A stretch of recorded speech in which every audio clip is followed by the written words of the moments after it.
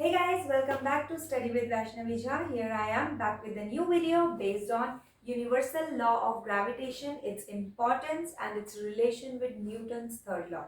So let's start. Okay. So importance of universal law of gravitation. What is its importance? क्यों जरूरी है ये universal law of gravitation?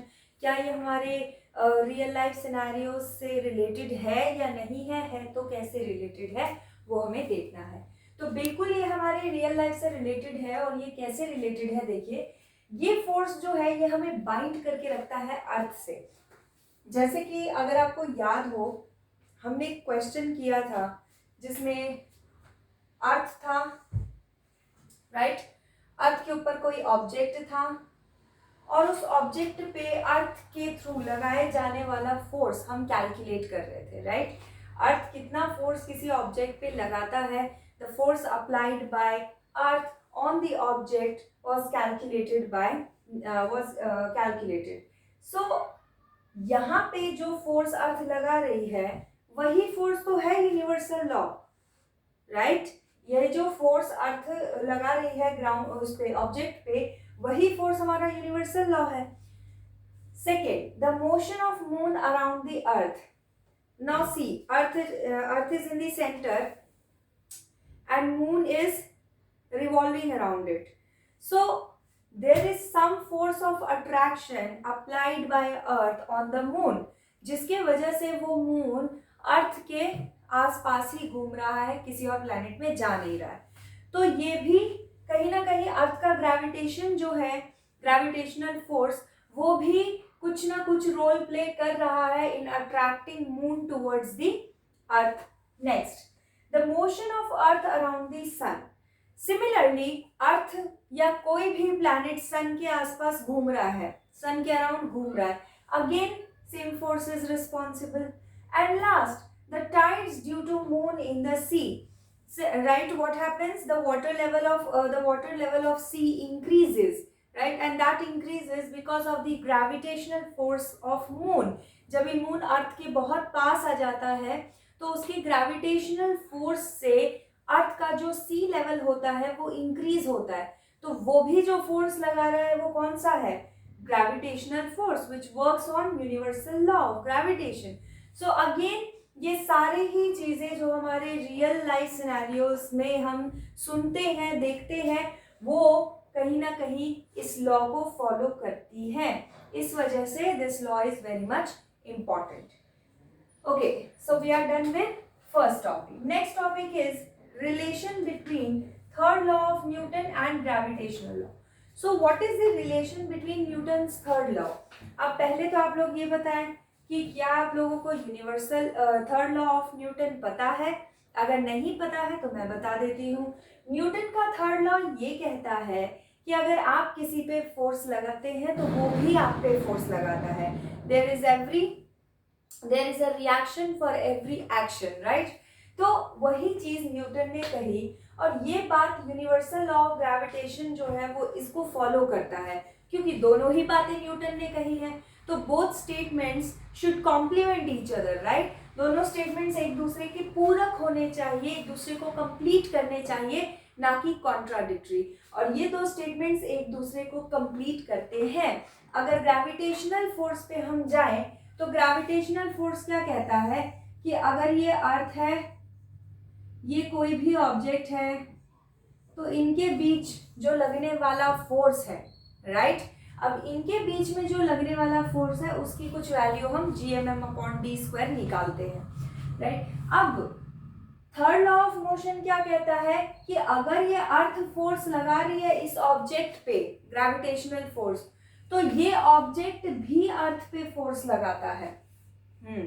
अब क्या ये बात सही है कि अगर ये मार्कर मैं छोड़ूं और ये नीचे गिर जाता है तो क्या अर्थ भी इस मार्कर की वजह से अपने पोजीशन से हटती है? That is the relation.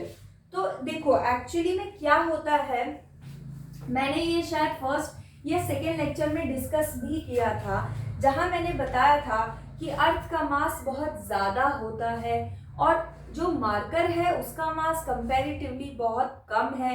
इसीलिए जो अर्थ फोर्स लगा रही है वो बहुत ज्यादा लगा रही है because of its mass, right. जो ज्यादा भारी है वो ज्यादा फोर्स अप्लाई कर पा रहा है, लेकिन ये मार्कर इतना सा है in comparison to the mass of earth, इसका मास एकदम नेग्लिजिबल है। तो इस वजह से ये जो फोर्स लगा रहा है वो अर्थ को मूव करवाने के लिए इनफ नहीं है, इसीलिए अर्थ अपनी जगह से मूव नहीं करती। ये तो हो गई थ्योरी। अब इसी चीज को हम मैथमेटिकली भी देख लेते हैं। सी, अगर ये अर्थ है, ठीक है, अगर ये अर्थ है और ये ऑब्जेक्ट है, तो by universal law of gravitation इनके बीच में फोर्स होगा that will be proportional to product of masses inversely proportional to distance का स्क्वायर।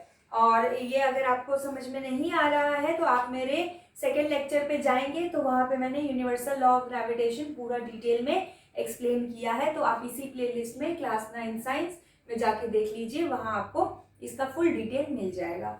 अच्छा, अब यहाँ लगने वाला फोर्स हमें पता चल गया, ये फोर्स अब कहने जो ये इसके अकॉर्डिंग तो सही है। जो थर्ड लॉ ऑफ मोशन है वो क्या कहता है, there is a reaction to every action which says कि अगर अर्थ इसके ऊपर फोर्स लगा रही है जिसकी वजह से ये नीचे आ रहा है, राइट, अगर अर्थ के लगाए जाने वाले फोर्स की वजह से ये ऑब्जेक्ट नीचे आ रहा है, तो इस ऑब्जेक्ट के लगाए जाने वाले फोर्स से अर्थ को भी ऊपर आना चाहिए, करेक्ट। नाउ सी, जब भी कोई ऑब्जेक्ट हवा में होता है उसके ऊपर लगने वाला फोर्स किसके इक्वल है, m इंटू जी के, है ना। अभी ये ऑब्जेक्ट अर्थ पे आ रहा है, राइट, तो हवा में कहीं है।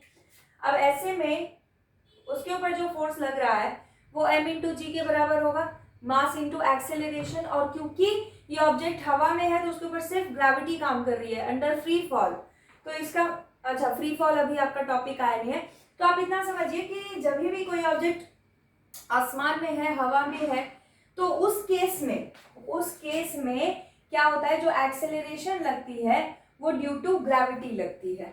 तो हम चाहते तो m इंटू ए लिखते, बट यहाँ पे जो a की वैल्यू है वो ड्यू टू ग्रेविटी है, तो इसलिए हम g लिखते हैं। और ये मैं नेक्स्ट लेक्चर में एक्सप्लेन करूंगी डिटेल में, और ये दोनों लेक्चर्स में साथ में ही अपलोड करूंगी, ताकि तुरंत आपके दिमाग में जो डाउट आए कि ओहो ये g क्या चीज है, ये क्या एक्सेलरेशन ड्यू टू ग्रेविटी क्या है, आपको उसका नेक्स्ट लेक्चर जो है वो अवेलेबल रहे। Okay, so mass into acceleration is the force applied on the stone, ठीक है, इस स्टोन पे। सपोज करते हैं इस स्टोन का मास है 1 kg, ठीक है, इस स्टोन का मास है 1 kg। Let us put the value 1, g की वैल्यू हमेशा फिक्स रहती है, that value is 9.8। Okay, so force हमारे पास कितना आ गया, 9.8 न्यूटन, राइट। ये तो फोर्स कौन सा है, ये फोर्स है ऑन स्टोन, जो स्टोन के ऊपर लग रहा है, जिसकी वजह से स्टोन अर्थ की तरफ आ रहा है। अब हम निकालते हैं वो फोर्स। अब आपने क्या पढ़ा, according to third law of Newton,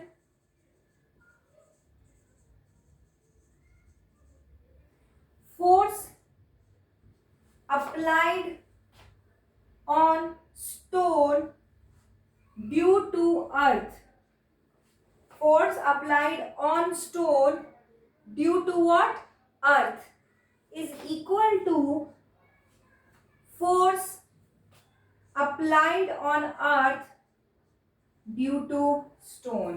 ये कहां से आया, ये आया है वहां से, ये आया है आपके force and laws of motion वाले चैप्टर से। वहां पे आपने पढ़ा होगा न्यूटन्स थर्ड लॉ, और उसमें बताते हैं कि अगर ए, मैं ब्रीफ में आपको बता देती हूँ, अगर ए और बी ये दो ऑब्जेक्ट्स हैं, ये दोनों एक दूसरे पे फोर्स लगा रहे हैं, तो जो फोर्स ए लगाता है उसको लिखने का क्या तरीका है, फोर्स ऑन बी। किस पे लगाया, बी पे, किसने लगाया, ए पे। जो फोर्स लगाने वाली पार्टी है वो हमेशा बाद में आती है, और ये इक्वल होता है force applied by A, force on A due to B. Okay, force on B due to A is equal to force on A due to B. And since opposite direction है तो minus आ जाता है, right. अब हम force on stone due to earth निकाल चुके हैं. कितना निकाल चुके हैं? 9.8 न्यूटन. अब force on earth due to stone निकालते हैं. हमें पता है फोर्स क्या होता है, मास इनटू एक्सेलरेशन. अर्थ का मास कितना होता है? 6.4 इंटू 10 टू द पावर 24. यहां से एक्सेलरेशन की वैल्यू क्या आएगी? 9.8 upon 6.4 into 10 to the power 24. Correct. इसको जरा सॉल्व करेंगे. So it will be 49 upon 32. Right. इसको भी सॉल्व कर लो. चलो 49 अपॉन 32 कितना आ जाएगा? 32 वन सा 32, 170 ये आ जाएगा. देखो यहाँ 17 है ना, यहाँ 3 है, तो किससे मल्टीप्लाई करें जो अप्रोक्सीमेटली 17 से कम आएगा? तो 5 से कर सकते हैं, राइट. 5 टू ज़ा 10, 5 3 ज़ा 15, right, plus 160. Now it is 1.5. See acceleration हमारे पास कितना आ जाएगा? 1.5 अपॉन 10 टू द पावर 24. इसे ध्यान से समझना. 10 to the power 24 into is equal to A. अब ये 10 टू द पावर 24 जब ये ऊपर जाएगा तो ये जाएगा -1.5 into 10 to the power -24 metre per second square is equal to acceleration. अब this acceleration is so low, 10 की पावर -24. अगर आप लोगों को ये समझ में नहीं आया कि ये कैसे गया है तो मैं आपको समझा देती हूँ. एक एक्सपोनेंट में आप चैप्टर आता है आपके 8th क्लास में, एक्सपोनेंट करके उस चैप्टर में आप पढ़ते हैं कि अगर 1 अपॉन ए की पावर m है तो जब इसको ऊपर आप ले जाएंगे, रेसिप्रोकल आप करेंगे, तो ये a की पावर -m हो जाता है. ठीक है, a की पावर -m. वही चीज यहाँ पे हुई है. 10 की पावर 24 है, ये रेसिप्रोकल हुआ तो 10 की पावर -24 हो गया. तो बेसिकली 10 की पावर ये -24 का मतलब क्या है कि अपॉन में 24 जीरोस है. यानी आप सोचो कि एक्सेलरेशन कितना छोटा है. 0.00000 ऐसे 22-23 बार जीरो लगा के फिर 1.5 है, फिर 1.5 है. तो इसका मतलब क्या हुआ कि ये वैल्यू बहुत ही छोटी है. यानी अर्थ का जो एक्सेलरेशन की वैल्यू है वो इतनी छोटी है कि उसे नेग्लिजिबल मान लिया जाता है. इस कारण से अर्थ इस मार्कर की वजह से ऊपर नहीं आई, तो ये मार्कर जो है वो अर्थ की तरफ नीचे गया है. Got my point? The value of acceleration is so small that it is considered as a negligible value, and because of that only this acceleration is ignored, and we see that the marker goes towards the direction of earth, not the earth come towards the direction of marker. And that is the concept, and that is the relation between Newton's third law and gravitational law. Okay, this is it. So here we are done with these two topics. Okay, you can take the screenshot of the rest.